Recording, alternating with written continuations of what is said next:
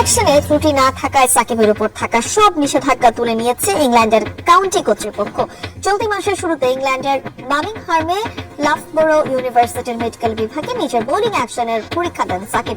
সেই পরীক্ষায় মোট 4 ওভার বল করতে হয় সাকিবকে। 24 ডেলিভারি বিশ্লেষণ করে মেলেনি কোনো ত্রুটি, তাই সাকিবের উপরে থাকা সব নিষেধাজ্ঞা তুলে নিয়েছে কাউন্টি কর্তৃপক্ষ।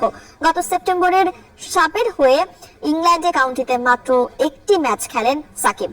সমারসেটের বিপক্ষে এই ম্যাচের প্রথম ইনিংসে 4 উইকেট নেয়ার পর দ্বিতীয় ইনিংসে 5 উইকেট নেন টাইগার অলরাউন্ডার। এই ম্যাচেই তার বোলিং নিয়ে প্রশ্ন তোলেন আম্পায়াররা। 11 ডিসেম্বর লঙ্কা টি10 এর ম্যাচে 1 ওভার বোলিং করেছিলেন, সেটাই শেষবার। 13 তারিখ নিজেদের আয়োজিত সকল ধরনের টুর্নামেন্টে তার বোলিং নিষিদ্ধ ঘোষণা করেছিল ইংল্যান্ড ও ওয়েলস ক্রিকেট বোর্ড। দুদিন পর 15 ডিসেম্বর এক বিবৃতির মাধ্যমে বিসিবি পরিষ্কার করে দেয়, আন্তর্জাতিক ক্রিকেট সহ বিশ্বের অন্য কোনো ফ্র্যাঞ্চাইজি লিগেও বোলিং করতে পারবেন না সাকিব। বোলিং অ্যাকশন সূত্রে আবারও পরীক্ষা দিতে হবে, সেখানে উত্তীর্ণ হলেই সব জায়গায় বোলিং করার লাইসেন্স আবার পাবেন সাকিব। আপাত দৃষ্টিতে এমন মনে হওয়াই স্বাভাবিক, কিন্তু না, নিষিদ্ধ থাকা অবস্থাতেও একটা জায়গায় বোলিং করার বৈধতা আছে এই ক্রিকেটারের।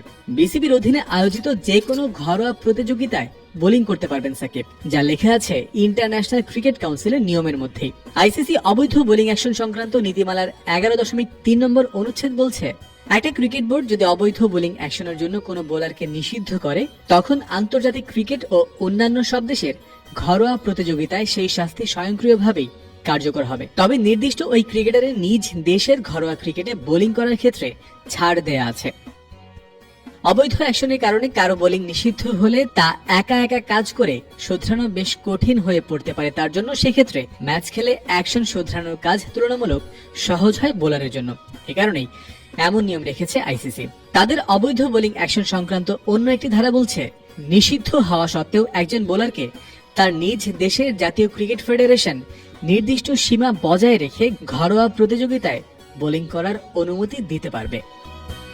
বাংলাদেশ প্রিমিয়ার লিগ বা বিপিএল বিসিবির অধীনস্থ টুর্নামেন্ট, তাই এখানেও সাকিবের বোলিং করতে কোনো বাধা থাকার কথা নয়। কিন্তু আলোচনা যখন বাংলাদেশে আয়োজিত কোনো টুর্নামেন্ট নিয়ে, সেক্ষেত্রে বোলিং অ্যাকশনের চেয়েও বড় আলোচ্য বিষয় হিসেবে উত্থাপিত হওয়ার কথা, সাকিব আদৌ দেশে ফিরতে পারবেন কিনা, কিংবা সাকিব দেশে ফিরতে চাইবেন কিনা।